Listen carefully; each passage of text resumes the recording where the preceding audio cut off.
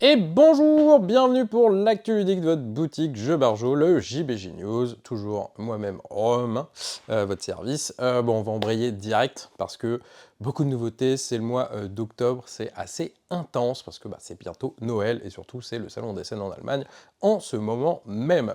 On va commencer par juste un petit truc. Si vous achetez un petit jeu Exploding Kitten, n'importe lequel, et si vous en achetez un second, le moins cher des deux est à moins 50. Donc dans la gamme, vous avez tous les Exploding Kitten, le jeu de plateau, l'édition festive, l'édition classique qui est là, et l'édition Not Safe for Work. Voilà, allez, on enchaîne sur les nouveautés. Et petit soldat, petit jeu comme ça de 2 à 4 joueurs chez Yellow qui nous a bien fait rire parce que le principe ça va être en mode petit wargame, petit jeu de figurines où on va s'amuser à pas, alors c'est pas détruire, hein, c'est pour les enfants, c'est à partir de 8 ans, à endommager les jouets adverses parce qu'on est jaloux, ils ont de meilleurs jouets que nous. Alors comment ça va se passer? Ça va être assez simple, ça va être un principe de tir à la corde, vous allez avoir une petite carte qu'on voit ici avec le petit drapeau. Si à l'issue des 3 manches, vous avez amené le pion de votre côté, vous gagnez la partie directement. Soit si à l'issue des 3 manches, le pion n'est pas à un des bouts, c'est celui qui a le pion de son côté qui va remporter la partie assez simplement. Comment on bouge ce pion? On va essayer de casser les figurines, les unités adverses. Alors au début de la partie, chaque joueur va prendre une carte générale, chaque joueur va ensuite prendre 2 unités à lui, sachant qu'il en existe 4 différentes, voire plus dans la boîte ensuite. Et chaque unité a son petit nombre de points de vie, a ses petites caractéristiques et surtout ses petites actions spéciales. Au début de la partie, on va faire un petit déploiement. Du coup, chaque joueur va piocher les petites tuiles qu'on a ici, en vert, rouge, orange, jaune, avec des petites valeurs, parce que ça va vous dire où mettre telle unité ou pas. Donc là, c'est les 1 rouges, là, c'est les 4 verts, etc. Vous mettez votre unité avec la petite tuile qu'on voit ici, hop, et voilà. Il est sur le terrain. Aussi simple que ça. Chaque joueur fait ça. Et ensuite, on va jouer chacun notre tour, en commençant par le premier joueur, bien entendu. Le premier joueur, déjà, va prendre un petit jeton de commandement qu'on voit ici, qu'il a au début de la partie, on a une petite carte coffre. Cette carte coffre, il y a comment on appelle ça là, un coffre, un truc qui se ferme, le couvercle du coffre. Sur ce couvercle au début de la partie, vous avez 3 jetons commandement. Et là, première manche, premier tour, vous allez juste prendre votre pion de commandement et le mettre sur votre général. Ensuite, vous allez pouvoir choisir une de vos unités et la déplacer avec ceci. Ça va être pour mesurer le déplacement. Donc vous mettez votre petite ficelle et vous déplacez votre bonhomme, soit jusqu'à l'extrémité, soit, tiens, j'ai envie de le planquer juste là, parce que c'est mon petit Tokiwoki, et on verra plus tard ce qu'il fait. Donc je déplace via ma petite cordelette jaune. Ensuite, je vais avoir le droit d'utiliser le fameux pion de commandement qu'on a. Donc là, on a un seul pion de commandement pour le mettre sur une de mes unités. Donc on va dire que je vais le mettre sur mon Tokiwoki. Et là, j'ai 3 actions possibles. Soit il attaque. Donc là, on regarde si mon fameux bonhomme, alors on va dire que je me suis un peu déplacé, genre ici. Je vois le bonhomme adverse, je vais attaquer. Comment on attaque? Ça va être assez simple. Vous avez les petits dés, vous les lancez. La tour à dés n'est pas fournie, on l'a mis pour les besoins du décor, parce que comme vous pouvez le voir, c'est un jeu que vous allez pouvoir jouer partout. Ça, j'en parle après. Hop, je lance les dés, vous avez les actions éclairs, soit vous en prenez pas compte, ce sera dans les modules ensuite, celui-là c'est les règles de base, et ensuite vous avez les petites touches. Hop, donc là j'ai fait 4 touches, et on va regarder ma cible, c'était le fantassin, il a 2 boucliers, j'ai 2 touches en plus, parce que j'ai fait 4, je vais lui faire perdre 2 points de vie avec mes petits tokens que je mets sur la carte adverse. Donc ça c'est si j'attaque avec mon pion de commandement. Je peux aussi me redéplacer avec mon pion de commandement, donc là encore une fois, j'utilise mon petit truc vert, aussi simple que ça. Ou alors, j'utilise l'action spéciale du Toki. Et l'action spéciale Toki, c'est un peu la plus fun du jeu. Vous allez prendre la petite catapulte cuillère qui est là. Vous allez mettre sur un des bords de la surface de jeu, de la zone de jeu, à côté du grenadier, du Toki, parce que c'est lui qui va tirer, et vous allez prendre ce petit jeton là. Et c'est parti! Alors, après il y a un rayon d'action, et là normalement je le shoot. Et du coup, il va perdre 3 points de vie cash, aussi simple que ça. Donc ça, c'était le Woki. Et ensuite, sur la fin de mon tour, aussi simple que ça, c'est l'autre joueur de jouer qui va faire de même. Vous avez du coup 4 unités différentes, 4 actions différentes. Vous avez la grenadière, c'est un petit pichenette, vous allez prendre le dégrenade. Vous allez le mettre sur le petit lacet à côté comme ça, à côté d'elle, et vous allez pichener. Ça, c'est pas mal. Et du coup, j'atteins le petit bonhomme, hop, juste à côté.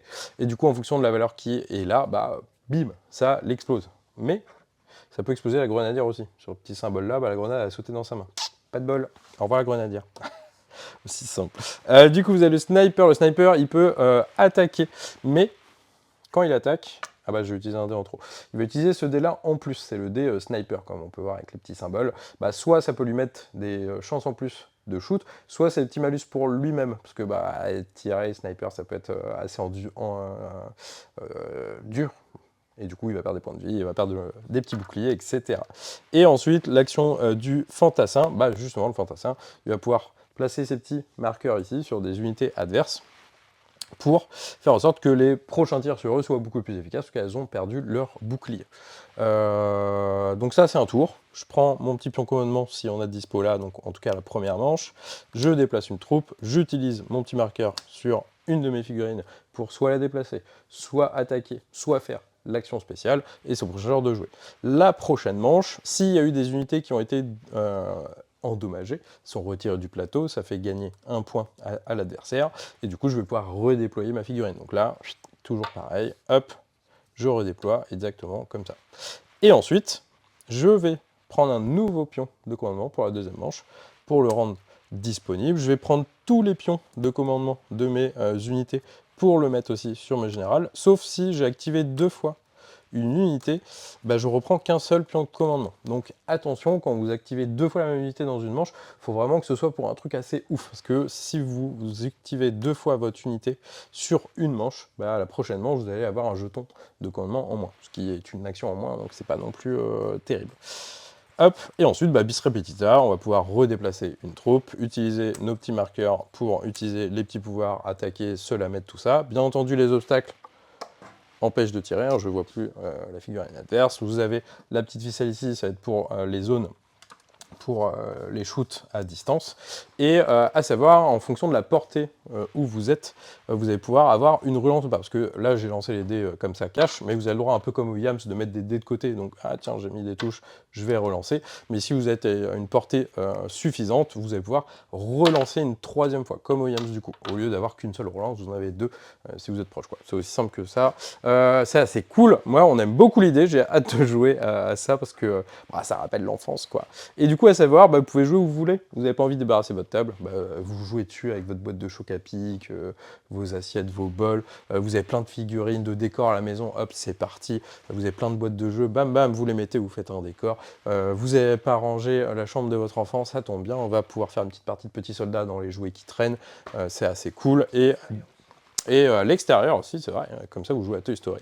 Et du coup, dans la boîte, en plus, vous avez ces 2 petits livrets. Le livret de mission, donc là, je vous mets des petites missions assez chouettos. Hein, donc là, vous allez avoir pas mal de petits trucs en plus. Des jeux joués coopérativement.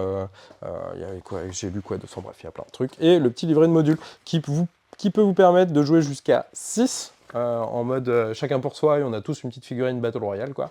Ça va vous mettre des petits pouvoirs, des figurines en plus. Parce que là, c'est les niveaux 1. Tadam, niveau 2, ah c'est vachement mieux, hein. Il y a pas mal de trucs, et là du coup les petits symboles éclairs vont activer des petites choses en plus. Enfin bref, voilà, c'est vraiment un petit jeu en mode, bah vous avez un enfant chez vous ou vous aimez les trips comme ça, les petits wargames, mais ça a toujours été des règles comme as, trop long et tout, bah ça remplit le truc trop bien, quoi.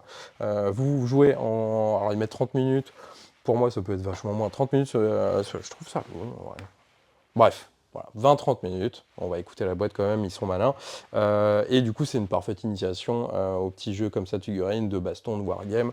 Et vous pouvez vraiment jouer avec des enfants, 8 ans, même un peu moins, voilà, c'est pas trop compliqué. Et au fur et à mesure, bah, le jeu va évoluer avec vous, en vous apprenant des petites règles au fur et à mesure pour complexifier la chose. C'est vraiment cool. Petit soldat, nous on a beaucoup aimé, l'idée est trop bien. La suite. Hop. Seven Wonder Dice. Ouais, on l'a pas ouvert celui-là, désolé. On n'ouvre pas tout. Presque, mais pas tout. Du coup, Seven Wonder Dice, bah, c'est le jeu le plus primé au monde, comme on dit. C'est la version D. Du coup, roll and write, vous lancez des dés, vous cochez des trucs sur votre feuille. Mais là, on roll pas des dés. Parce que feignant. D'ailleurs, l'auteur, l'idée lui est venue parce que il en avait marre à chaque fois de lancer les dés. Et du coup, il a inventé le check and write. C'est-à-dire que vous avez une petite boîte qui est là, qui est dans la boîte, une petite boîte carrée qui est divisée en 4 compartiments. Chaque début de manche, les dés sont dedans, vous fermez et vous checkez. Vous mélangez, vous remuez et vous ouvrez. Et du coup, dans ces dés, vous avez 3 dés qui donnent des ressources, un dé qui va vous permettre de faire des bâtiments verts, un dé des bâtiments rouges, un dé des bâtiments bleus, et un dé, si vous avez bien suivi, des bâtiments jaune, yeah, celui qui manquait. Mais leur coût va être en fonction de où il se trouve dans cette boîte qu'on vient de mélanger. Vous avez un compartiment sur les 4, le dé à prendre, ça sera 0 pièce d'or, le prochain compartiment, 1 pièce d'or, ensuite 2, ensuite 3. Donc en fonction des tours, de comment se mettent les dés, il faudra vous adapter en fonction de ce que vous voulez faire. Alors, du coup, vous avez une feuille devant vous qu'il va falloir cocher. Du coup, cette feuille va être divisée en plusieurs parties. Vous allez trouver les parties classiques. Vous avez la partie rouge qui va vous permettre de vous fight avec vos voisins. Alors là, c'est non punitif. Vous allez gagner un certain montant de points de victoire à chaque fois que vous vous attaquez, moins la défense de l'adversaire. Il n'y a pas de je te shoot, je te mets des points négatifs, ce qui est dommage. On aimait ce petit aspect chafouin quand même. Vous avez les bâtiments bleus qui vont vous donner des points, des bonus, etc. Vous allez avoir les bâtiments jaunes, pareil, qui vous pouvez donner des points, des bonus, etc. Les bâtiments verts qui, eux, en plus des points, peuvent vous débloquer des dés spéciaux. Et ça, c'est intéressant parce que quand quelqu'un le fait, quand quelqu'un débloque un dé spécial, il va retirer un dé ressources de base qu'il y avait pour le remplacer par le dé spécial qu'il a débloqué. Et au prochain tour, on lancera un dé de ressources en moins et le dé spécial à la place. En plus, on le relancera, on le checkera. Et le petit truc assez cool, je trouve, c'est que une fois que c'est fait, lui, il peut utiliser le dé spécial, les autres non. Et du coup, ça leur coupe un dé. Et du coup, il faudra faire attention à qui débloque quoi, le débloquer à ce moment-là, ce qui peut être un peu rude. Sachant qu'en parlant de ressources, donc il y a des ressources, mais c'est assez simplifié, il faudra quand même les choper. Vous avez 5, 7... 3, aucun des deux, 6 ressources différentes, et quand vous construisez un bâtiment, vous avez besoin de ressources différentes. Devant chaque petite case, vous avez des petites valeurs, 2, 3, 4, 5, un bâtiment où il y a une valeur 2, il faudra avoir 2 ressources différentes pour le construire. Si vous n'avez pas les ressources qu'il faut, vous payez les pièces d'or, ça c'est, vous avez l'habitude, c'est comme d'habitude, via les bâtiments jaunes, on peut réduire ce coût si besoin, et du coup, pour avoir une production de ressources, donc un entrepôt qui est présent, il faudra prendre à un moment donné un dé qui présente la face bois par exemple, hop, vous le prenez, vous l'achetez si besoin par rapport au forum, et vous cochez votre petit entrepôt de bois. Maintenant, vous avez à chaque tour une ressource différente. Si vous cochez ensuite la brique, vous aurez 2 ressources différentes, et ainsi de suite. Vous saisissez l'idée. Le but du jeu, c'est de marquer un maximum de points par rapport aux autres joueurs. La partie s'arrête quand un joueur a rempli entièrement 3 districts. Donc le district bâtiment bleu, le district bâtiment vert, le district bâtiment jaune. Hop, fin de partie. Donc c'est pas des parties très longues, c'est 20 minutes à une demi-heure. C'est de 2 à 7 joueurs. La classique, mais celui-là, il fonctionne vraiment à 2 du coup, parce que c'est un genre de roll and write, donc forcément ça fonctionne à 2. Et c'est assez fluide, parce que vous lancez les dés, tout le monde fait son choix, hop, et on est reparti, clac, clac, vous lancez les dés. Non, vous checkez les dés, j'y arriverai un jour. Bref, ça réinvente pas grand-chose, on s'attendait peut-être à un super truc, parce que c'est Seven Wonders, mais ça le fait bien, c'est un bon jeu, c'est un bon roll and write, faut aimer le roll and write du coup, mais nous on a fait une petite partie. Bon, c'est bien, c'est pas non plus la révolution, mais c'est un bon jeu, quoi. Donc si vous aimez l'univers, si vous aimez les jeux rapides, vous pouvez jouer à nombreux et qui sont quand même un peu tactiques, parce que vous avez pas mal de petites stratégies, de choix, de dilemmes permanents à tous les tours, ça peut être super intéressant. Voilà. À la suite. Et du coup, Kingdom Crossing, Gigamic qui n'est pas arrivé à l'heure la semaine dernière. Du coup, il est sorti la semaine dernière, mais on l'a reçu après, donc on va vous le présenter parce que nous, on a beaucoup aimé ce petit jeu, donc il est très mignon, mais attention, c'est un jeu assez initié, où il va y avoir pas mal de choses à gérer, pas mal de possibilités, du coup pas mal de choix et surtout beaucoup de réflexions mathématiques. Du coup, c'est mignon, mais attention, ça un peu à la Everdell, c'est pas un jeu familial, c'est un jeu où on va quand même avoir un bon aspect stratégique, quoi. Du coup, comment ça va se passer? Vous allez avoir un plateau joueur juste ici, donc ça c'est le plateau d'un seul joueur. Sur ce plateau, il va y avoir pas mal de petites choses à prendre en compte. Déjà, vous avez 6 tuiles qui sont ici, qui seront les tuiles pour faire les actions. Les actions, ça va vous vous permettre de vous déplacer sur le plateau qu'on va voir ensuite, gagner divers bonus, et on rentrera dans les détails après. Ensuite, vous avez des petites patounes. Les patounes, ça va aussi vous servir à vous déplacer sur le plateau où il y a des petits ponts. Ça aussi, on y viendra un peu après. Des petites maisons qui peuvent vous donner des petits bonus assez intéressants à la fin de chaque manche, donc il faudra le prendre en compte. Des petits marqueurs ici pour les objectifs communs, parce qu'il va y avoir une course là-dessus, premier joueur qui fait un truc à plus de points. 4 pistes de ressources où vous allez essayer d'avancer un maximum sur les 4 idéalement, mais tout n'est pas faisable, donc il faudra sûrement faire des choix. Plus vous allez avancer, plus vous allez faire de points, et plus aussi vous allez pouvoir débloquer des petits bonus en passant. Et ensuite, vous allez avoir un côté haut, il y a un côté bas pour les cartes que vous allez acquérir pendant la partie. Donc chaque carte va avoir un petit symbole d'animaux, une petite bannière d'animal parmi 5, ou ce sera des bâtiments. On commence tous avec ce petit bâtiment de base. Et ici, vous allez avoir des phases de revenus, parce que dans ce jeu, vous allez avoir des phases de revenus où vous allez gagner certaines choses en fonction de ce que vous avez fait. Ici, vous allez mettre toutes les cartes à bannière renard, et par paire de bannières renard, à chaque tour, vous gagnez 2 points. Là, vous allez gagner soit de l'argent, soit avancer sur la piste de revenus, donc ça on y viendra après aussi, etc. etc. Je ne vais pas tous les faire. Les bâtiments, ça vous donne du revenu direct sans condition. Et voilà, donc ça c'est pour un joueur. Au début de la partie, on va tous piocher des cartes comme ça, c'est les cartes de début de partie. Donc on les met au centre de la table, on va les choisir un par un dans le sens contraire. Donc c'est le dernier joueur qui choisit en premier, etc. Ça vous indique à combien de thunes vous commencez, votre maison, à quel endroit vous le posez, etc. Du coup, on va dire que ce joueur a pris ça, hop, il a gagné 31 thunes, et il commence où il y a les oiseaux jaunes, donc c'est-à-dire ici. Du coup, petit plateau, il n'est pas gigantesque, c'est plutôt appréciable. D'ailleurs, on en a marre des jeux où il faut 3 tables Ikea gigantesques pour y jouer. Alors, ce plateau va être divisé en 4 îles. 1, 2, 3, 4. Ces îles sont reliées par des ponts, 7 normalement. 1, 2, 3, 4, 5, 6, 7, tout à fait. Parce que c'est tiré d'une ville qui existe j'espère que c'est ça, je ne veux pas dire bêtise, en Allemagne, je crois. Et il y avait ce petit problème de 7 ponts, et le petit truc, et c'est d'où vient la mécanique, comment passer par les 7 ponts sans passer par le même pont 2 fois. C'est mathématiquement impossible, et pourtant c'est ce que le jeu vous demande, parce qu'à chaque tour vous allez prendre une action, vous déplacer via vos petites patounes sur les ponts pour aller acheter des cartes, mais vous n'avez pas le droit de passer 2 fois par le même pont. Du coup, il faudra utiliser la petite montgolfière qui est là pour essayer de résoudre ce problème mathématique. Du coup, vous avez 4 îles, les 7 ponts. Sur chaque île, vous allez avoir des cartes qu'on voit à acheter, qui vont vous donner des bonus, des points, avancer sur vos pistes de ressources, des bâtiments pour les phases de revenus, etc. Et ensuite, à droite de plateau, vous allez avoir ici les objectifs communs à tout le monde. Donc là, le premier joueur à faire sur la piste de revenus, arriver jusqu'à 3 va gagner les points, premier joueur à construire ses 3 maisons, premier joueur à récupérer 7 jetons oiseaux, etc., etc. Donc le premier a plus de points que les suivants. Ici ensuite vous allez avoir des petits objectifs qui sont perso, sachant qu'au début de partie on en commence avec un, que je n'ai pas mis dans ma mise en place d'ailleurs. Hop, on va le mettre. C'est des petits objectifs perso qui vont vous donner des points en fonction de dans tous les critères. Hein. Là, vous avez votre piste de champignons, les jetons oiseaux comme ça, les petits jetons déco dont on va parler après, etc. Donc, il y a vraiment beaucoup de choses possibles à faire. À vous de voir ce que vous allez faire en fonction des choix qui vous sont donnés. Alors, comment ça se passe ? Ça se déroule en 4 manches. Chaque manche, c'est 3 tours.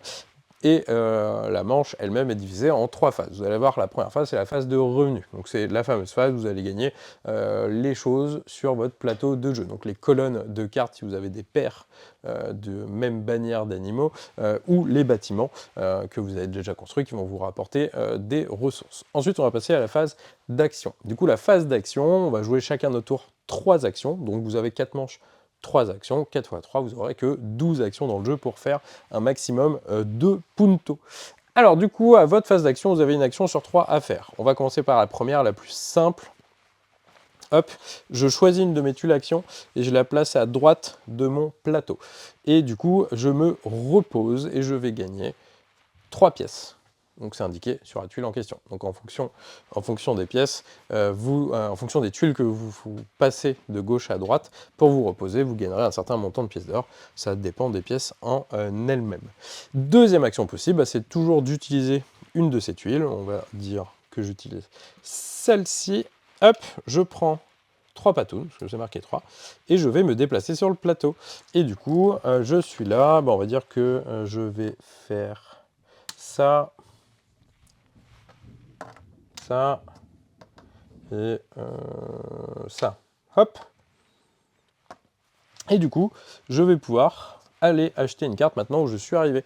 Donc vous avez les montants, le coût des cartes qui est ici, 6 ou 12 ici, je dépense la thune et je prends la carte en question. S'il y a un petit jeton qui a été placé en tout début de manche dessus, je reprends, et ça me donne des bonus en fonction de diverses choses, ou des bonus flat de thunes, etc.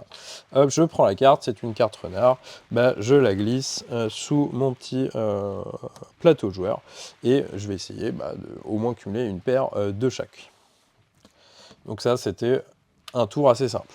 Dernière option dans vos actions, c'est d'utiliser cette tuile-là, qui est assez spéciale, parce que un joueur peut l'utiliser dans la manche, mais une seule fois. Si quelqu'un l'a déjà fait, vous ne pourrez plus le faire. Ça va vous servir à choper la petite carte de la reine là-bas, donc ça va vous octroyer un petit bonus, et surtout, vous allez être le premier joueur à la prochaine manche, qui peut être assez intéressant en fonction des cartes qui sont révélées, en fonction de ce que vous voulez faire pour la suite. Donc tout le monde fait ces 3 actions, et ensuite, fin de manche, bah, vous allez voir si vous avez été bon, entre guillemets, si vous êtes atterri, si vous avez fini à l'emplacement d'une de vos maisons en cours de partie, bah, vous allez pouvoir activer un effet de de revenu, excusez-moi, et vous allez compter le nombre de pattes que vous avez posées. Si vous avez posé que 5 pattes ou moins, vous n'aurez pas de points de victoire bonus. Si par contre vous en avez posé 6, vous allez gagner 3 points de victoire. Et par contre, si vous en avez placé les 7, vous allez gagner 4 points supplémentaires en plus des 3 déjà gagnés pour les 6. Et à savoir, bah, on sait que ce n'est pas possible, mathématiquement. Mais c'est pour ça que il y a la montgolfière. La montgolfière, à votre tour de jeu, avant de vous déplacer ou après de vous déplacer, vous pouvez payer cette fameuse montgolfière. Si vous êtes à l'endroit où il y a la montgolfière, vous pouvez payer que 3 pièces d'or pour l'utiliser et aller n'importe où. Ou si la montgolfière n'est pas où vous êtes, bah vous allez devoir payer 10 pièces d'or pour l'appeler et ensuite la prendre pour vous rendre où vous voulez. Et c'est comme cela qu'on va pouvoir mettre les 7 patounes. Donc à vous vraiment de bien réfléchir à comment vous posez vos patounes, à comment vous allez essayer de finir sur un territoire où vous avez une maison, sachant que vous en avez plusieurs à construire, et comment je peux choper la montgolfière sans payer ces 10 pièces d'or, parce que c'est un peu violent quand même. Du coup, vous avez diverses actions, comme je l'ai dit. Vous allez pouvoir gagner des ressources, donc avancer sur les pistes de ressources, vous allez pouvoir gagner de l'argent, vous allez pouvoir prendre les petites tuiles comme ça de diverses façons aussi, vous allez pouvoir avoir des bâtiments qui vous donnent du revenu, vous allez pouvoir améliorer vos tuiles, parce que ça c'est l'action simple, je me fais une patte pour un déplacement et je gagne un point, tadam, je fais une patte aussi, mais je gagne maintenant 3 points de victoire. Chaque tuile est améliorable comme cela. Vous allez pouvoir aussi prendre des tuiles déco, hop, et vous allez pouvoir les placer sur votre plateau. Donc on va dire que pour l'exemple sympa, on va faire ça. Hop, et donc vous avez des emplacements qui vous dictent quelle décoration il va vous falloir. Donc il faudra faire attention aux cartes. Et après on recommence tout simplement, on fait 4 manches comme ça, 3 tours chacun, et on calcule les points. Alors les points, comment ça va se passer? Vous avez déjà les points que vous avez gagnés en cours de partie sur la piste via divers effets, via les 7 pattes, via les cartes, via les revenus, etc. etc. j'en passe. Et vous avez ensuite des points bonus pour les petits objectifs que vous avez pris, pour la course objectif commun où vous vous êtes placé, et surtout, ça va être au niveau des cartes et au niveau de vos petites pistes de revenus. Du coup, disons que mon bois est arrivé jusqu'ici, et j'ai gagné 1, 2, 3 points pour mon bois, mais multiplié par le nombre de cartes que j'ai de la même couleur, donc jaune, la piste jaune, les cartes jaunes, 3 points, parce que j'ai 1, 2, 3 petites étoiles par carte ici jaune. Donc c'est assez important de vous focaliser sur une certaine couleur et une certaine ressource. Et en fonction de... bien entendu, le petit truc avec les cartes, vous le faites pour les 4 pistes. Hein. La piste bois jaune avec les cartes jaunes, la piste violette pierre pour les cartes violettes, la piste bleu ambre pour les cartes bleues, et la piste rouge champignon pour les cartes rouges. Là, la dernière famille, les cerfs, ne donne pas de points à ce moment-là. Mais en fonction de où est votre marqueur de ressources le moins éloigné, donc là bah, il y a égalité ici, mais on a dépassé ça, donc il y a marqué 3 points, bah, ces 3 points vous multipliez par le nombre de bâtiments que vous avez. C'est pour ça que ça peut être intéressant d'essayer de tout amener ici et d'avoir pas mal de bâtiments. Ça ferait 5 points par carte bâtiment, ce qui est assez cool au demeurant. Voilà, comme vous pouvez voir, c'est assez long quand même, pas mal de petits trucs, mais c'est vraiment très chouette. Si vous avez un peu peur des gros jeux experts, machin, vous avez un peu une petite vague là-dessus, parce que vous avez calculé, anticipé vos déplacements, votre thune. D'ailleurs, la thune, on n'a pas parlé de la piste de revenus. Bah, petit zoom là-dessus, s'il te plaît, de spi, parce qu'on a oublié ça. Chaque fois que vous tenez ce petit effet, c'est un petit truc intéressant, vous allez soit, on va dire j'étais là, soit avancer votre marqueur, et rien ne se passe, soit au lieu de l'avancer, vous le remettez à zéro et vous gagnez l'argent qui était où vous étiez arrêté. Voilà. Aussi, c'est simple, mais ça aussi, il va falloir faire des petits choix. À quel moment je veux ma thune? Est-ce que je peux me permettre d'attendre un peu pour en avoir plus? Voilà. Donc c'est un jeu qui regorge d'options, qui regorge de petits dilemmes, d'anticipation sur les petits pas, comment on se place par rapport à la montgolfière, comment je place mes maisons, quel objectif je prends. C'est pas si long que ça, en vrai. Je dirais 1 heure et demie. Ouais, c'est ce qu'ils mettent, 45 à 90 minutes. Voilà. Donc une première partie à 2, ce sera 1 heure. Une première partie à 4, ce sera peut-être 2 heures. Mais après, ça se réduit assez cool. Pas beaucoup d'interaction, effectivement, entre les joueurs. Bah, les Eurogames sont un peu connus pour ça. Sauf au niveau des cartes, à la limite, en mode d'interaction directe et les objectifs communs. Mais c'est vraiment un jeu assez calculatoire, où le thème... Bon, et là, il fait joli, on ne le ressent pas vraiment, c'est ça qui est un peu dommage, mais la petite patte graphique mignonne à la Everdell et le matos font que ce non plus pas trop grave, quoi. Voilà, c'était Kingdom Crossing. On passe à la suite, c'est bon.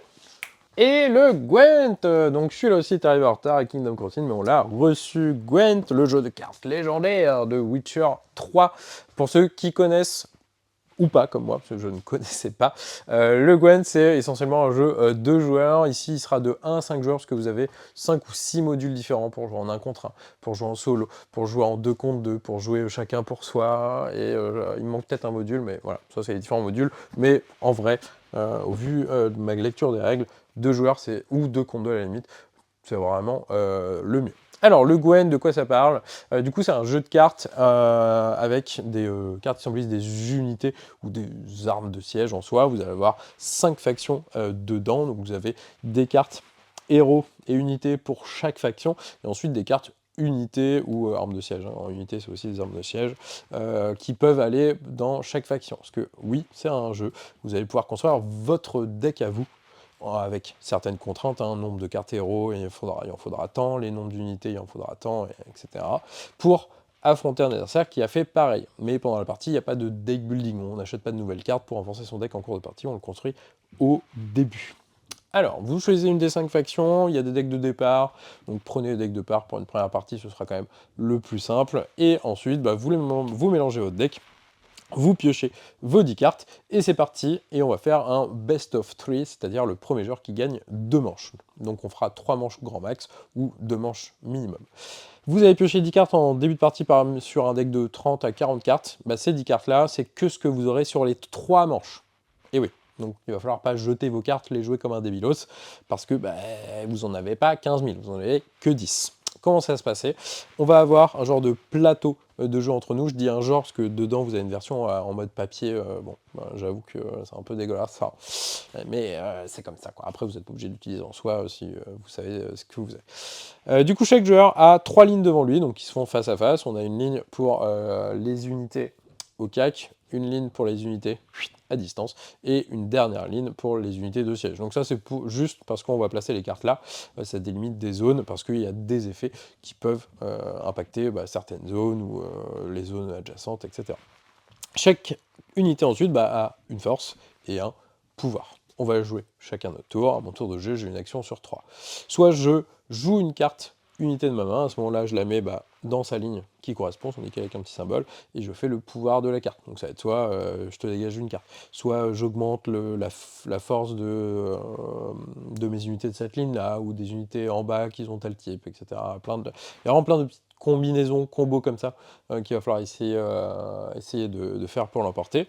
Et chaque unité a sa force, bien entendu, et du coup, quand vous jouez une unité et que vous boostez des forces, il y a un petit tracker pour savoir où vous en êtes. Parce qu'à la fin de la manche, dès que les joueurs ont passé, les deux, on va regarder qui a mis le plus de puissance militaire, c'est lui qui remporte la manche. Voilà, c'est très simple, parce que les règles s'arrêtent à peu près là. Votre tour de jeu, c'est soit vous posez une unité, soit vous passez, soit vous activez le pouvoir de votre héros, parce que chaque faction va avoir un héros et un pouvoir, mais vous pourrez le faire qu'une seule fois par partie. Donc il faudra bien le caler, le mettre au bon moment, parce que c'est des gros pouvoirs en plus, mais il ne faudra pas faire n'importe quoi non plus avec ce gros pouvoir, quoi. Voilà, à savoir du coup le petit truc vraiment du jeu, c'est sa fameuse, vous avez que 10 cartes, donc ça génère une petite tension de ressources. Est-ce que je lui ai fait cracher assez de retours sur ce tour-ci, et du coup je vais passer, ou est-ce que je vais mettre un petit truc pour lui faire cracher encore une carte, parce que manche d'après j'ai gardé quelques grosses cartes, vous avez une petite notion comme ça, un peu de lecture de jeu, même si vous connaissez les jeux de chacun, comme vous piochez que 10 parmi vos 30 ou 40, il n'y a pas forcément les cartes si attendues que ça, donc on fait avec les moyens du bord, et du coup l'adversaire et vous-même vous savez pas ce que l'autre va vraiment avoir pour se battre, et du coup c'est assez cool je pense, mais ouais voilà, essentiellement à 2 joueurs. Après à mon avis les fans du jeu vidéo ne me jetteront pas la paix en disant que c'est surtout à 2 quoi. Voilà, ça c'était le Gwent, on va passer à la suite. Heatherstone, déjà ça claque, franchement. La boîte, elle est pas trop belle. Les cartes, elles sont pas trop belles. Viens regarder ça, s'il te plaît, parce que ça, c'est ouf. Enfin, franchement, niveau DA, déjà, c'est une claque. Voilà. Sachant que vous avez que des cartes uniques dans le paquet de cartes. Et carte un peu format tarot en plus. Avec une bonne quali. Non, non, ça déglingue. Bref, c'est joli. Voilà. Mais est-ce que c'est bien? Oui, ça l'est. De 2 à 4 joueurs, autant pour moi, ça marche très bien à 2, 3, 4, c'est pas un souci. Amateur de Res Arcana ou de The Veil of Eternity, c'est un jeu pour vous, parce que c'est un jeu à combo, à combinaison. Vous allez faire plein de trucs à tout autour, alors que vous êtes assez limité en termes de cartes. Alors, comment ça va se passer? Ça va être assez simple. Chaque joueur va piocher cette carte. Hop, je vais piocher celle-là. Vous allez avoir votre main de cette carte et vous allez faire un draft avec les autres joueurs. Donc je choisis une carte pour moi et je passe le paquet aux voisins, comme Seven Wonders, comme plein d'autres, Bunny Kingdom, Res Arcana d'ailleurs on fait des drafts aussi, et tant d'autres. Du coup au début d'une partie, en plus de piocher vos 7 cartes, vous allez prendre les 5 dés qui sont ici, qui symbolisent les 5 couleurs des cartes, hop, et vous les remettez à leur emplacement. Aussi simple que ça. Hop, et du coup, à chaque tour, si vous faites l'action, prendre un dé des ressources, vous le mettez devant vous, vous le gardez. Si à un moment donné, vous voulez prendre des ressources et il n'y a plus rien, vous relancez tous les dés, vous remettez tout ça de dispo. Et s'il y en a plus que un et que vous voulez quand même plus d'options que le dernier qui reste, vous pouvez payer des points de vie pour relancer tous les dés pour avoir plus d'options. Voilà. Alors ensuite, comment ça se passe? On va jouer chacun notre tour assez simplement et on va à chaque tour avoir une action sur 5 à faire. Première action, ça va être prendre des ressources que chaque carte va se payer avec un certain montant de ressources. Du coup, déjà, je vais vous présenter l'anatomie d'une carte, ce sera mieux. Alors, hop. Alors, ici, en haut à gauche, vous avez le montant en ressources que ça demande. Donc, 3 éthers verts, 2 éthers violets. Ouais, c'est ça. Là, 2 rouges, 2 violets, etc. En haut à droite, vous avez le montant de points de victoire que ça vous donne à la fin de la partie. Parce que pour l'emporter, il faudra faire plus de points possibles. Ici, ça va être la valeur pour attaquer. Parce que vous allez avoir des cartes monstres qu'on va voir après, qu'on va pouvoir essayer de désosser pour des bonus et des points de victoire. Bon, le nom, voilà, et le petit encadré ici qui sera les petites capacités de la fameuse carte. Du coup, vous avez soit déjà les petites capacités éclair, quand vous jouez la carte après l'avoir payée, ça va déclencher son petit pouvoir. Vous avez le symbole infini qui se fait tout le temps pour la partie si vous faites la petite contrainte qui est marquée à côté. Et il y en a un autre avec un éclair un peu différent et je ne le trouve pas. Ah voilà, non je crois pas. Hop, et là il y a un genre de double éclair, donc ça c'est un effet que vous faites avant de payer les ressources, avant de jouer la carte devant vous, quoi. Voilà. Ça peut... alors c'est un peu chelou, j'avoue. Mais pour regarder les pouvoirs des cartes, c'est cohérent. Voilà. Par rapport au timing de la carte, de paiement, tout ça, ça peut changer des choses au niveau des pouvoirs, tout simplement. Alors, du coup, et ensuite, sur ces petites cartes, vous avez des logos de ressources, des logos de dés, parce que il va y avoir des ressources et des dés, vous allez voir ça après, qui vont dire, à chaque fois, ça va s'activer. Donc, par exemple, on va prendre celui-là, à chaque fois que vous chopez des ressources rouges via les dés, vous activez le pouvoir. Si vous prenez un dé qui est de 2 ou 3, vous faites le pouvoir. Ici, ça va être le symbole de la baston, donc à chaque fois que ce personnage se fight avec vous, vous allez pouvoir gagner des pouvoirs.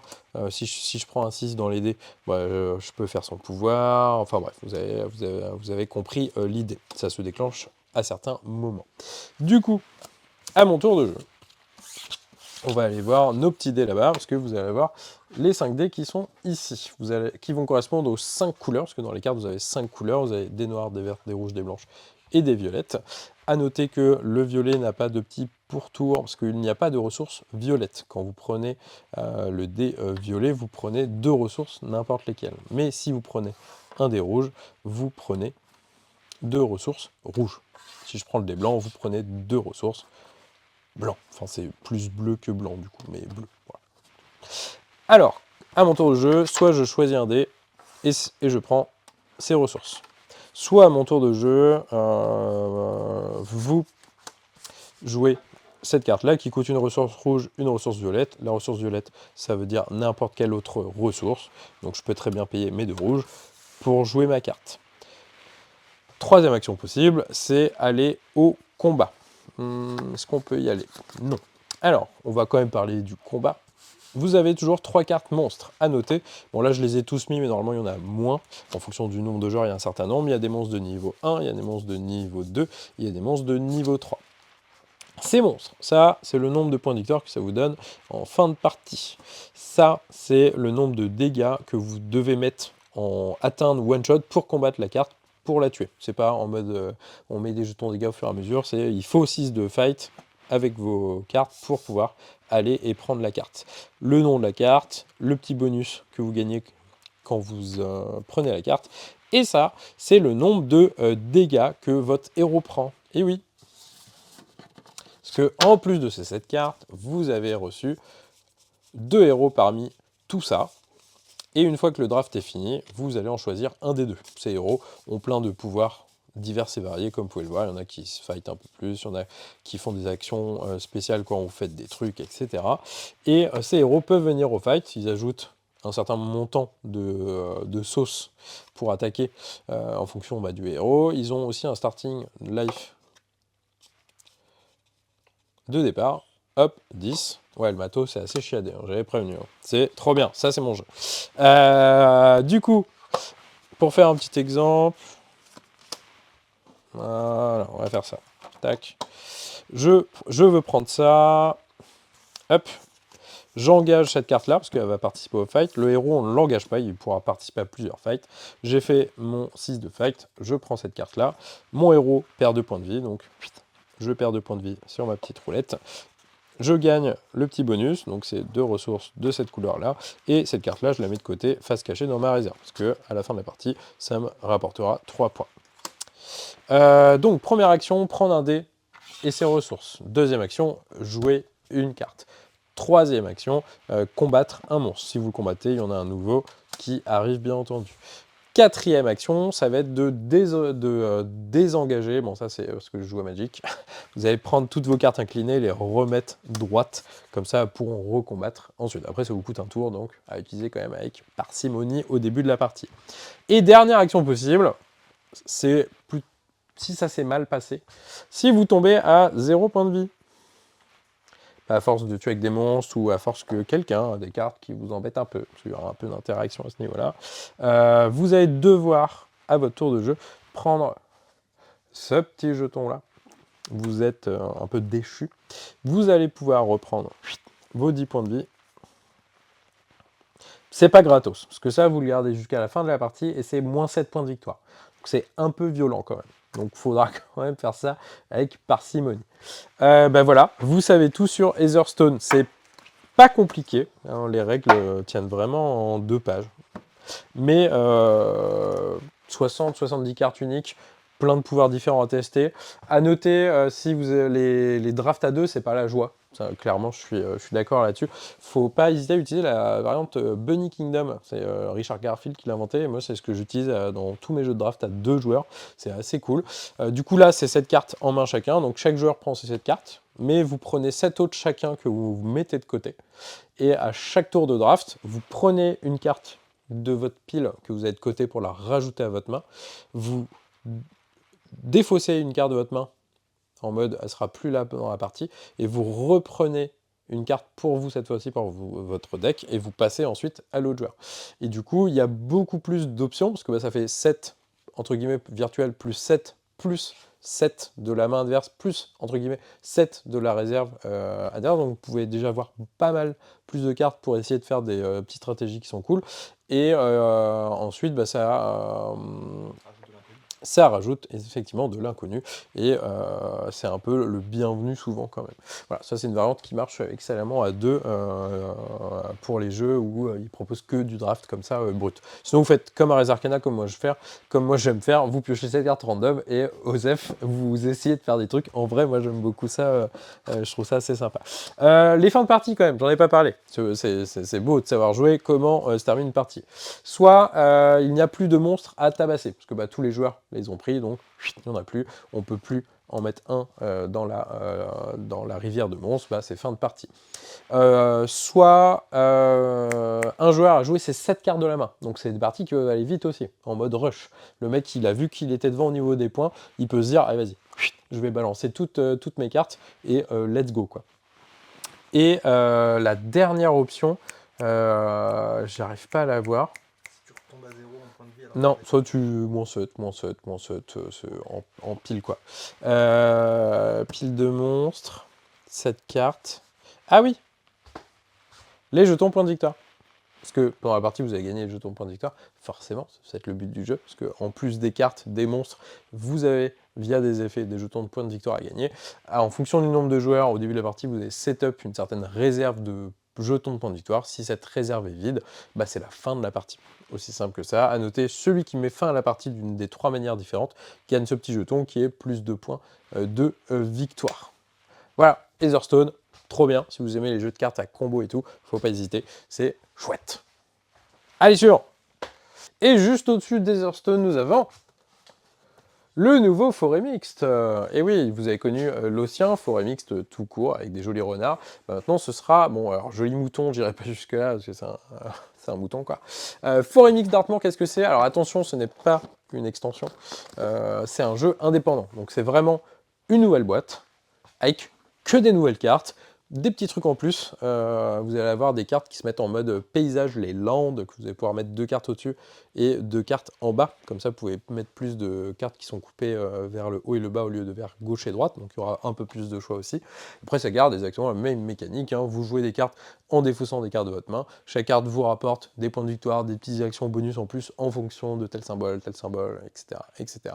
Et ensuite, bah, à la fin de la partie, vous la connaissez. Au fur et à mesure que les cartes saison passent, quand la dernière saison arrive, fin de partie, et on calcule les points via tout ce que vous avez posé. Donc on reprend les mêmes règles, mais pas les mêmes cartes, et bah, du coup ça va aussi bien marcher en soi, j'imagine quoi. Nous on est très fans de forêt mixte en tout cas. Du coup Dartmoor, ça va être chouette aussi. Alors du coup, petite extension pour le Seigneur des Anneaux. Duel pour la terre du milieu. Ce sera des petits boosters alliés. Oh là, c'est beau, hein. Des petites cartes alliées. Ah ouais, non, c'est trop beau. Des petites cartes alliées en plus pour vos parties. Donc des alliés pour le camp du mal et des alliés pour le camp du bien, forcément, que vous allez pouvoir choper pendant les parties pour mettre des petits coups de pression. Donc ça va un peu rendre la chose un poil plus asymétrique que ça ne l'est, et un peu plus de choix tactiques dans vos parties pour renouveler l'expérience. Quand même bienvenu, quoi. Alors ensuite, la version duel. Du Château Blanc, l'un des nommés à l'Asdor Expert de cette année. Donc vient sa version 2 joueurs.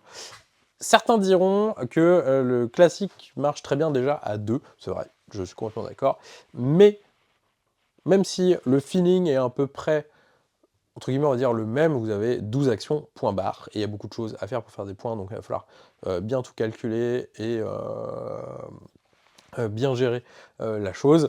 La mécanique est quand même vraiment différente et assez cool, assez innovante pour le coup, j'ai beaucoup aimé. Du coup, ça peut quand même nécessiter l'achat, si vous aimez bien la version classique de 1.4 là, celle-là est assez cool aussi en vrai. Au départ j'étais un peu comme ça, mais la mécanique fait que c'est assez original, ça tire du lot, quoi. Bah, on va voir ça ensemble de toute manière. Alors, le Château Blanc Duel, on a tout ça là. Du coup, on va faire 12 tours, qui sont divisés en 6 puis 6, parce qu'il va y avoir 6 tours, comme on dit, on va y aller, et 6 tours, comme on dit, on va faire le retour. Alors, on va jouer chacun notre tour, et notre tour de jeu va être assez simple. On va placer une de nos petites lanternes qu'on voit ici, pour faire une action. Alors, du coup, vous allez avoir sur le plateau principal 6 emplacements, normalement, 1, 2, 3, 4, 5, voilà, 6 emplacements d'action. Du coup, je vais choisir une de mes lanternes et je vais la poser sur un des emplacements d'action qui est une de ces tuiles qu'on voit ici. 1, 2, 3, 4, 5, 6, où il y a les petites lanternes. Quand je vais poser mon pion quelque part, bah, je vais faire 2 actions. L'action à gauche, l'action à droite. Alors attention, je ne peux pas le poser n'importe où. Je ne peux pas poser mon pion où il y a déjà des lanternes de cette couleur-là. C'est-à-dire, là, j'ai pris une lanterne noire, je ne peux pas aller là et là, parce que c'est une lanterne noire. Je pourrais aller que ici, là, là ou là, parce que bah, ce n'est pas des lanternes de la même couleur. Donc là, je vais me mettre là. J'ai recouvert. Du coup, c'était pas... On va prendre ça. Hop, le jeton blanc. Du coup, le jeton blanc, lui, peut aller là, parce que bah, c'est pas une lanterne noire. Je le pose là. Et du coup, petit bonus déjà, j'ai recouvert une lanterne noire. J'y arrive pas. C'est l'autre plateau qui a le tournoi. Ok. On va recommencer. Ouais, c'était bon. C'était bon ce que je vais. Je vais prendre la lanterne noire et je vais la poser sur un des emplacements où il n'y a pas de lanterne noire. Donc celui-là, c'est non, et celui-là, c'est oui. J'ai recouvert une lanterne rouge. Je vais déjà, du coup, gagner les bonus qui sont ici. Donc je vais gagner un peu de riz et un peu de tunas. Donc je prends petit tunas de la réserve. J'ai gagné du riz, je veux augmenter mon petit marqueur sur mon petit plateau joueur pour dire que je viens de gagner un riz. Et ensuite, bah, je vais faire les 2 actions qui sont une à gauche et une à droite. Si je m'étais posé là, je faisais ça et ça. Si je m'étais posé là, ça et ça. Si je me posais là, je faisais ça et ça. Si je me... et ça, etc., etc. Vous avez compris l'idée. Le prochain joueur, quand il va jouer, bah, lui, ça va être assez simple. Il peut prendre son blanc qui est ici et venir ici. Parce que là, c'est une lanterne noire, donc je peux me poser. Et j'ai recouvert une lanterne noire, bah, il va gagner son petit fer et une thune. Hop, et il fera les 2 actions aussi. À noter que maintenant, sur cette colonne, on ne peut plus que poser une lanterne rouge. Comme ceci. Et si je fais ça, bah, je pourrais prendre mes bonus du blanc. Donc là, une petite perle et rien d'autre. Et je referai les 2 actions. On ne pourra plus poser de lanterne ici. Alors, les actions, qu'est-ce que ça va être? Vous allez avoir cette action ici. Bah, ça c'est simple, hein, vous achetez la carte. Donc vous allez acheter soit en daimyo, qui est une ressource un peu, entre guillemets, joker, soit de la thune. Enfin, c'est pas une ressource joker, c'est du daimyo, point. Soit de la thune. Vous prenez la carte et vous la mettez dans sa ligne de votre plateau personnel, vous gagnez les bonus qui sont là. Donc là, je peux payer une ressource, n'importe laquelle, pour gagner 3 thunes. Ensuite, je peux faire l'action de commerce qui est ici. Du coup, l'action de commerce, ça va être sur le petit plateau ici. Vous allez pouvoir soit payer une ressource pour aller acheter n'importe quelle carte par chemin. Vous allez pouvoir payer 2 ressources pour prendre cette petite tuile. Vous allez pouvoir payer 5 ressources pour prendre cette petite tuile. Oui, c'est plus cher parce que ici vous avez 2 petits logos qui vont faire les points de victoire en fin de partie. Ça, j'expliquerai après. Donc ça, c'est l'action commerce. Vous avez ensuite l'action un peu amélioration des cartes parchemin. Donc ça va être celle-là qu'on voit là. Celle-là, vous allez pouvoir retourner vos parchemins parce qu'ils ont une autre face qui est indiquée là. Si je la retourne, j'aurai ce logo-là pour la fin avec cette carte. Et encore une fois, c'est des logos qui feront des points en fin de partie. Vous allez pouvoir avoir encore une action pour acheter des points ici. Vous allez avoir l'action du jardin qu'on voit ici. Donc le jardin, qu'est-ce que ça nous fait? Eh bien, vous allez aller par là et vous allez pouvoir poser vos petits bonhommes. Soit vous payez 2 riz et vous pouvez le poser là. Ça va vous faire gagner le petit truc qui est là. Donc là, ça va être soit une pièce d'argent, soit un daimo, si vous voyez, soit 2, soit 2. Et en plus de ça, à la fin de la partie, celui-là vous octroie un petit drapeau. Donc ça, c'est encore un symbole pour la fin de la partie.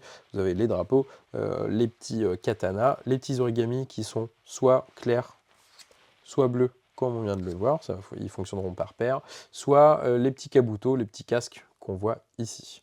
Ou alors je paye 5 riz pour aller ici. Donc là, je fais une action lanterne, enfin c'est pas une action lanterne, je vais gagner les bénéfices de ma lanterne rouge, aussi simple que ça. Là, j'achète un parchemin, etc., etc.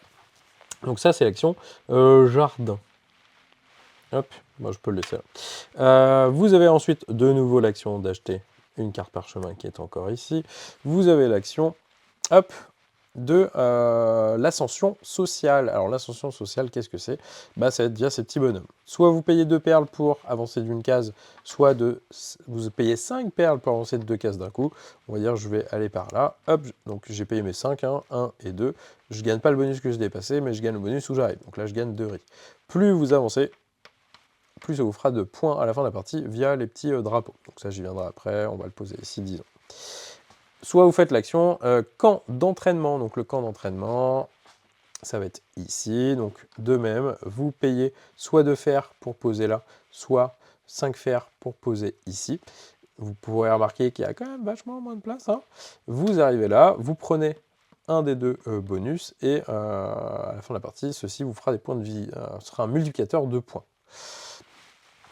Et je crois qu'on a parlé de toutes les actions. Non, il y a celle-là. Ça, vous gagnez tous les bénéfices d'une de vos lanternes. Donc je peux mettre là pour regagner les bénéfices qui sont ici.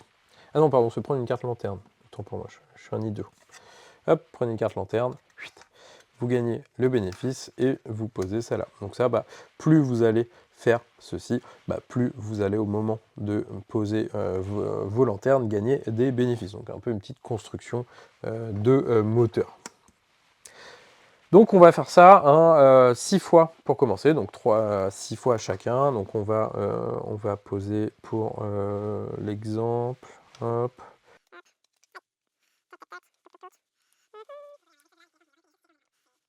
Du coup, on a posé chacun nos 6 lanternes. Du coup, ça en fait 12 en jeu. Maintenant, ça va être la phase de retour, parce qu'on a posé toutes nos lanternes. Donc maintenant, chacun notre tour, en commençant par le premier joueur qui a bien entendu tourné. On va prendre une des lanternes disponibles. Donc c'est une lanterne qui est au-dessus. Du coup, je peux prendre par exemple la blanche. Et alors, pas la blanche, je vais prendre la noire, qui va aller ici. Je fais de nouveau les 2 actions qu'il y a, où j'ai enlevé ma fameuse lanterne, et là je vais gagner les bénéfices de mes cartes noires. À savoir, ces pions lanternes, comme vous l'avez vu, ils sont à tout le monde. Et du coup, il y a tout ce truc de « Ah, je prends le noir, je te libère le rouge. T'as beaucoup de cartes en rouge. » Je suis pas très fan, quoi. Vous avez aussi le truc de les actions que vous voulez faire, la thune qu'il va falloir prendre en compte. Enfin, c'est tout le petit sel du jeu, je trouve, ce petit truc de retour au fur et à mesure. L'autre truc à avoir, c'est que vous pouvez très bien avoir, genre si l'autre n'est pas très bon et que vous avez beaucoup de cartes blanches, vous pouvez très bien essayer de choper les 4 lanternes blanches que vous avez maxé vos trucs blancs, quoi. Du coup, c'est vraiment trop cool, ce petit mécanique de jeu pause on fait les actions, les petits bonus, et ensuite je reprends, on fait les actions, on fait les bonus, et on compte les points. C'est pour ça que je trouve qu'il y a une petite dimension vraiment différente au Château Blanc de d'habitude, et je trouve ça assez cool personnellement. Alors ensuite, pour les points de victoire, bah, vous gagnez déjà des points de victoire au fur et à mesure de la partie via la petite piste qu'on a en haut là. Hop, donc ça, c'est classique. Et ensuite, du coup, vous avez des symboles, comme j'en ai déjà parlé. Vous avez les symboles bon, on les a tous là normalement, les symboles de drapeau, de katana, d'origami et les kabuto. Et du coup, bah, tous ces symboles vont vous donner des points en fonction de ce que vous avez fait pendant la partie. Là, ici, les pions qui sont ici vont nous donner des symboles. Vous gagnez aussi des symboles via les cartes qu'on a là ou via le commerce, les ressources simples ou de luxe. Mais ils vont être multipliés par le camp d'entraînement. Donc ici, chaque pion que je pose me donne un point de victoire pour chaque katana que j'ai et chaque kabuto que j'ai. Ici, c'est 2 points de victoire pour chaque kabuto que j'ai. Donc c'est un multiplicateur pour les kabuto et les katanas. Et ensuite, pour les drapeaux, vous avez un multiplicateur sur la piste d'ascension sociale. Si je suis arrivé tout au bout ici, je vais avoir 3 points de victoire pour chaque drapeau. Ici, ce sera 2 points de victoire pour chaque drapeau, et plus vous descendez, bah, plus c'est bas tout simplement, quoi. Les origamis ici, ça fonctionne par paire. Si vous avez une grue qui est claire comme ça, là, il n'y en a pas d'autres, mais là j'en ai une. Hop, j'ai une paire comme ça, bah, ça me fait des points de victoire. Après, vous avez le petit menu frottin en fonction du nombre de thunes, tout ça pour 5 pour 1, bref, ça on s'en fiche. Et celui qui a le plus de points de victoire l'emporte. Donc franchement, moi j'ai hâte d'y jouer, j'ai pas encore testé, mais il m'a donné bien envie, parce que cette mécanique de lanterne qu'on pose, et ensuite elles sont entre guillemets à tout le monde, il faut calculer ce qu'on veut, les actions qu'on veut, mais aussi ce que peut faire l'autre, ça vous donne des parties, je pense, très tendues, où vous allez sans cesse surveiller l'autre, et ça je trouve ça cool, parce qu'en ce moment il y a beaucoup de jeux où, un peu comme Kingdom Crossing, hein, qui est très bien, hein, moi j'aime bien les jeux où il n'y a pas trop d'interaction aussi, mais là vous avez vraiment un petit truc tendu, alors que c'est un jeu quand même qui n'est pas pour tout le monde, hein, c'est un jeu genre initié quoi, mais quand même un peu plus simple que le Château Blanc classique noté entre guillemets expert quoi. Voilà. Du coup ça c'est vraiment chouette. Eh bien on va lancer pour la suite. Abyss, je pense que vous connaissez Abyss. Bon, on n'a plus la grosse boîte en ce moment, parce que je ne peux pas vous la montrer du coup, mais elle est en rupture, donc c'est un peu compliqué. Mais la version 2 joueurs débarque elle aussi. Et oui, encore, Château Blanc Duel, Abyss Duel, Celestia Duo. Ah, ils ont tout fait cette année, c'était l'année des 2 joueurs. Mais celui-là est chouette aussi, comme quoi, ils n'arrêtent pas, mais ils font bien. Alors à noter, c'est Abyss, hein, donc comme d'hab, il y a 2 boîtes qui sont assez cool, quoi, c'est assez chouettos. Donc bon, bah, vous choisissez celle que vous préférez, hein, forcément. Ou vous achetez les 2 parce que vous êtes des tarés d'Abyss, mais après ça, moi, je vous le conseille pas, perso. Bref, du coup, 2 joueurs, 1 contre 1, des parties de 20-30 minutes. Le but du jeu va y en avoir 2. Soit vous allez avoir 5 icônes bannières. Alors, est-ce que je peux vous en montrer une plus facilement? Bah, tu peux venir, je t'en prie. Là, ouais, ça va être la seule icône hop, qui est apparente pour le moment. Hop, petite icône barrière ici, bannière, pardon. Soit vous n'avez plus assez de cartes comme ceci, donc les petites unités quoi qu'on a l'habitude. Et ça aussi c'est assez joli encore une fois. Soit il n'y en a plus assez, c'est la fin de la partie. À ce moment-là, on va compter les points de victoire qui sont amenés par les cartes et par cette fameuse piste. Alors, cette piste est mise entre les 2 joueurs. Comme vous l'avez sûrement deviné, c'est du tir à la corde. Donc là, il y a 5 tirs à la corde directement. Et on va essayer de se tirer les petits jetons vers nous pour avoir les petits bonus. Alors, une manche, comment ça se passe? Chaque joueur a 3 cartes en main. Chaque joueur va en choisir une face cachée. Voilà, moi, je joue ça, très bien. Hop, on va les retourner. La plus petite valeur joue en premier. Du coup, il va la jouer, c'est une carte violette, donc forcément, je vais la jouer ici. Et ensuite, l'adversaire va la jouer ici, parce que bah, c'est une carte bleue, du coup, il la joue dans la zone bleue. Mais comme c'est le joueur qui joue en dernier, bah, il va déclencher une petite attaque. Et oui. Alors, comment ça va se régler? Ça va être assez simple. Le joueur violet a joué ici, mais après avoir joué sa carte, il va piocher une des 3 cartes qui est dans la rivière des petites unités. juste ici. Du coup, bah, il peut soit prendre la bleue, soit la verte, soit la face cachée. Celle-là, on ne sait pas ce que c'est. Disons qu'il a pris la verte. Ensuite, c'est au deuxième joueur de jeu, parce qu'il a mis la plus grosse valeur, il met la carte dans la bonne zone. Lui, il choisit de prendre en main la carte bleue. Et maintenant, il va attaquer. Mais il va attaquer à l'endroit qui est dicté par la carte qui n'a pas été prise parmi les trois. Donc là, c'est la carte face cachée. C'est une carte verte.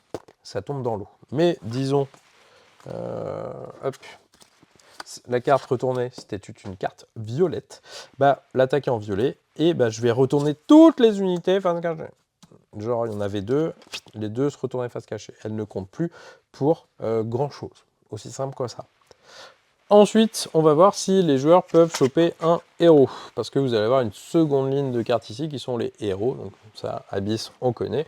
Si vous avez 3 cartes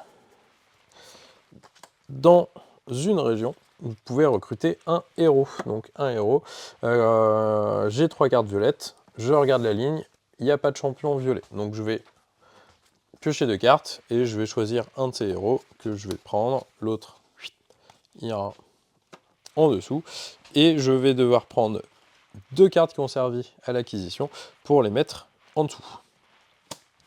Du coup, ça va être des points qui me sont acquis, parce que les cartes qui sont ici ne me donneront pas de points en fin de partie si la partie s'interrompt avec la mode de victoire qu'il n'y a plus de petits alliés pour gagner la partie. Et ce champion, bah, il me donne déjà de nouveau 3 points de victoire et... Tada, il va avec ce petit champion qui en donne 2 supplémentaires si vous avez les deux. Cool, hein? C'est joli, hein? Bref, c'est Abyss qu'on a l'habitude. C'est beau.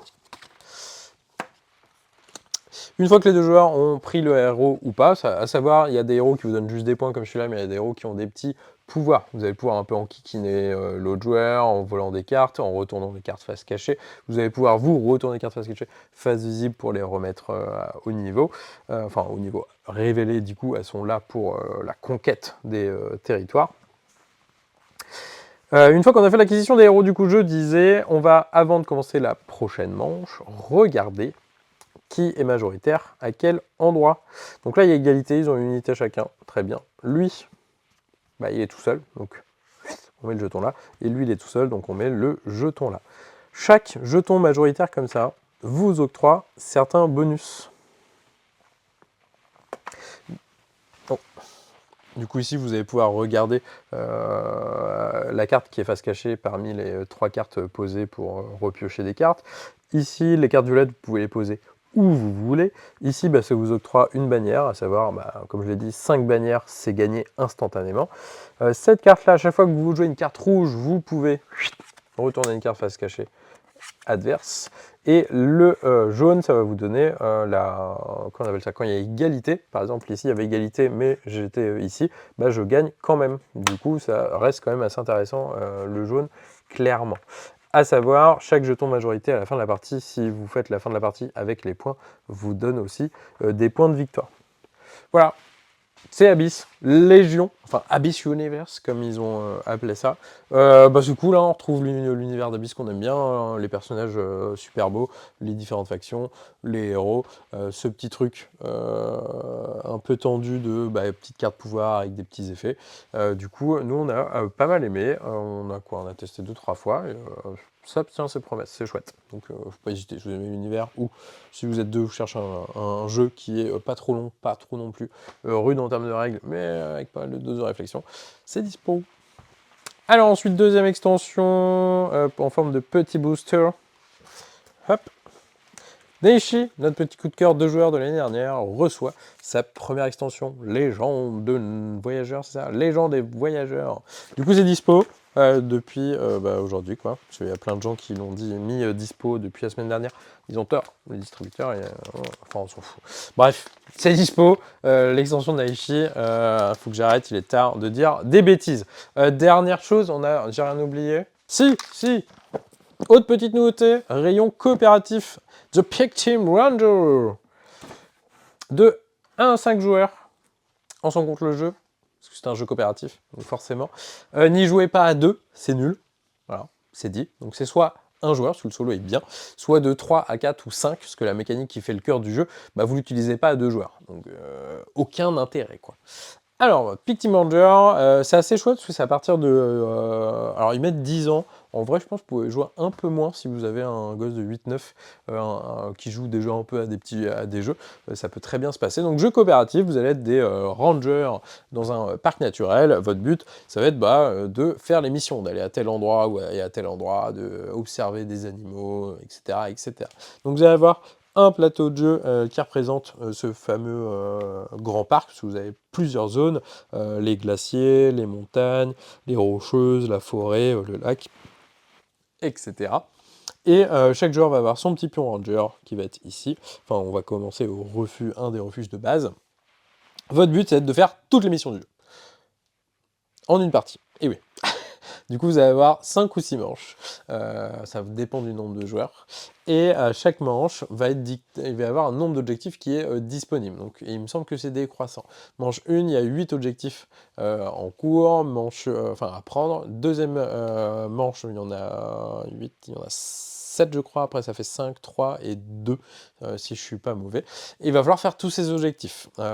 Du coup, il va falloir y aller quand même.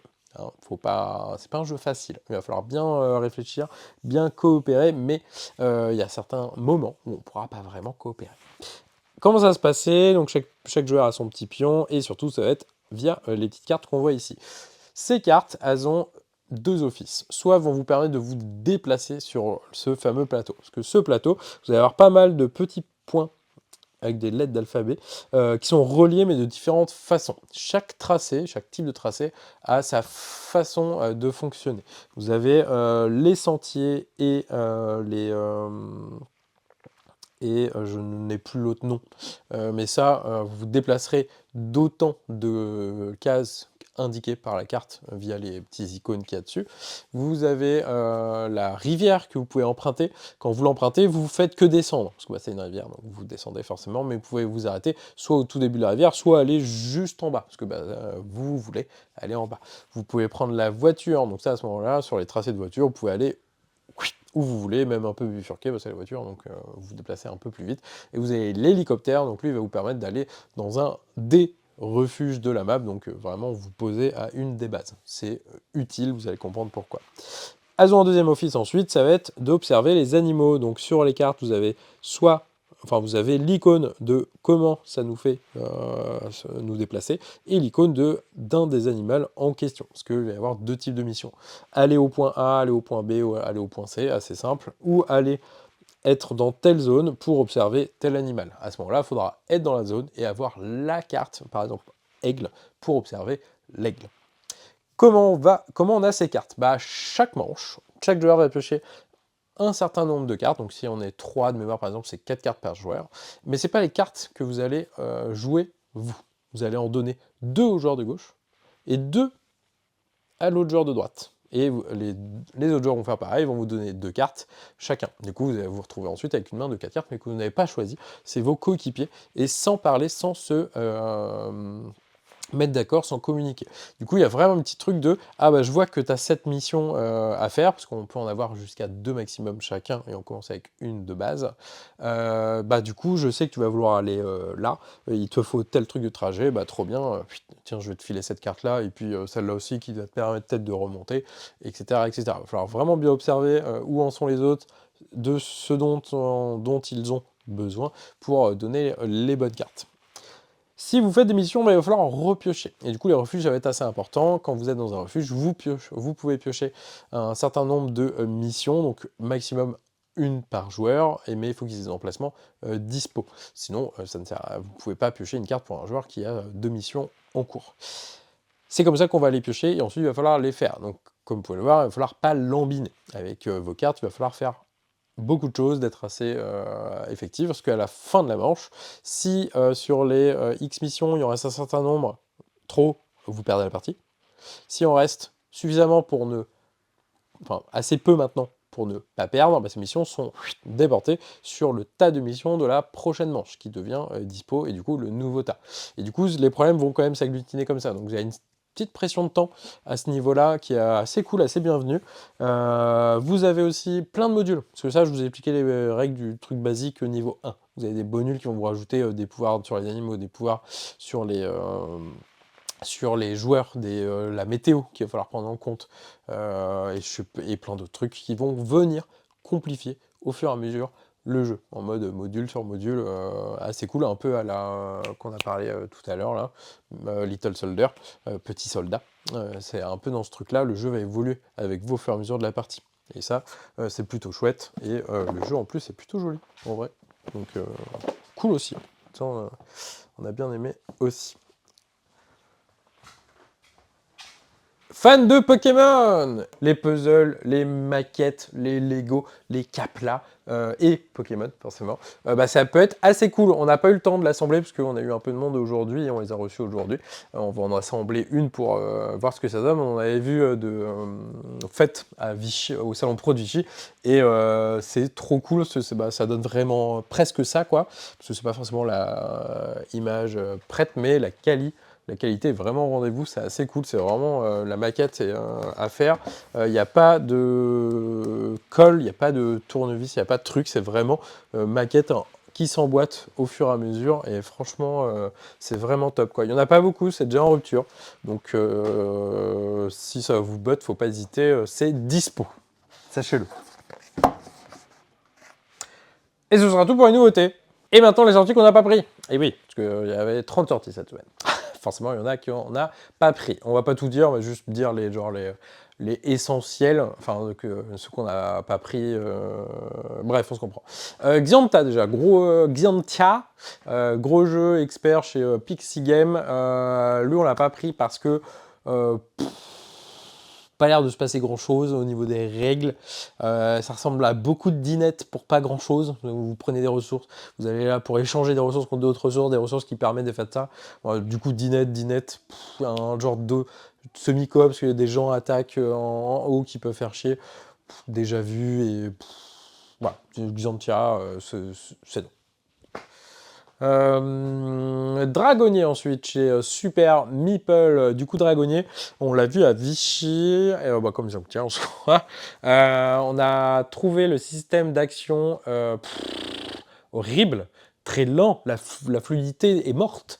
C'est la pose d'ouvrier. Vous allez avoir un plateau avec plusieurs zones autour de jeu. Vous posez un ouvrier sur une case allant de 1 à 5. Si vous posez sur le 1, il vous faut un seul ouvrier. Si vous posez sur le 5, il vous faut 5 ouvriers. Ça va déterminer la priorité sur cette zone pour faire l'action en question.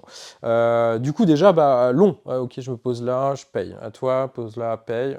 Déjà, tout le monde va faire ça. Et ensuite, on va résoudre. Du coup, on va aller, vas-y, cette zone, toi, tu fais ça, ok. Toi, tu fais ça, ok. Alors, déjà, waouh, long. Mais en plus, c'est de la collection derrière. Hein. Vous allez prendre des cartes dragons, prendre des cartes zone, prendre des cartes dragonniers, et chaque carte peut aller avec certaines cartes, et ça fait des points.